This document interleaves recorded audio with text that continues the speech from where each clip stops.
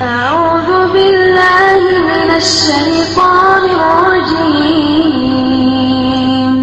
بسم الله الرحمن الرحيم۔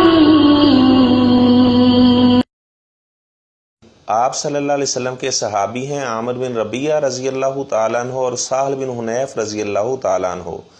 یہ ایک سفر پہ جا رہے تھے تو راستے میں انہوں نے ارادہ کیا کہ ہم ایک تالاب آیا ہے تو اس میں ہم غسل کر لیتے ہیں، نہا لیتے ہیں۔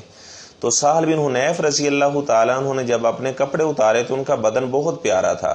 تو عامر بن ربیعہ رضی اللہ تعالیٰ عنہ نے کہا کہ ان کا بدن کتنا پیارا ہے، نہ ماشاء اللہ کہا، نہ تبارک اللہ کہا، نہ بارک اللہ کہا۔ تو وہ بیچارے بھی ہوش ہو کر گر گئے، انہیں نظر بد لگی۔ تو آپ صلی اللہ علیہ وسلم کے پاس لایا گیا تو آپ صلی اللہ علیہ وسلم بڑا ناراض ہوئے عامر بن ربیعہ سے۔ آپ نے فرمایا کہ آپ نے اپنے بھائی کو قتل کرنے کا ارادہ کر لیا تھا، آپ نے اسے نظر لگا دی ہے۔ آپ نے جب اسے دیکھا تو آپ نے ماشاء اللہ تبارک اللہ کیوں نہ پڑھا؟ تو اس طرح ہمارے گھروں کے اندر مہمان آتے ہیں، بچوں کو دیکھتے ہیں تو نہ ماشاء اللہ کہتے ہیں، نہ تبارک اللہ کہتے ہیں، یا کسی کا کاروبار دیکھا تو کہا جی کاروبار بہت چل رہا ہے، ماشاء اللہ بھی نہ کہا، بارک اللہ بھی نہ کہا، تو اس طرح نظر لگ جاتی ہے۔ اور آپ صلی اللہ علیہ وسلم کا فرمان ہے اگر کوئی چیز تقدیر سے سبقت کرتی تو نظر بد تقدیر سے بھی سبقت کر جاتی۔ اور آپ صلی اللہ علیہ وسلم نے فرمایا جو نظر بد ہے یہ جوان اونٹ کو بھی ہنڈیا میں لے جاتی ہے، تو اس سے بچاؤ کیسے کیا جا سکتا ہے؟ آپ صلی اللہ علیہ وسلم نے فرمایا کہ ہمارے باپ سیدنا ابراہیم علیہ السلام اپنے بچوں کو دم کیا کرتے تھے۔ تو میں سوال کروں گا اپنے بھائیوں سے اور بہنوں سے، کیا کبھی آپ نے اپنے بچوں کو دم کیا ہے؟ سورۃ فاتحہ پڑھ کر، سورہ فلق پڑھ کر، سورہ ناس پڑھ کر بچوں کو پھونک ماری ہے؟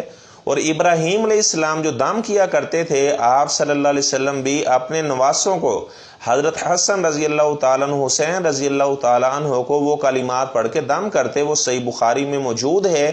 آپ صلی اللہ علیہ وسلم نے جب اپنے نواسوں کو دم کیا تو آپ نے کیا کلمات پڑھے؟ اعوذکما بکلمات اللہ التامہ من کل شیطان وہامہ ومن کل عین لامہ۔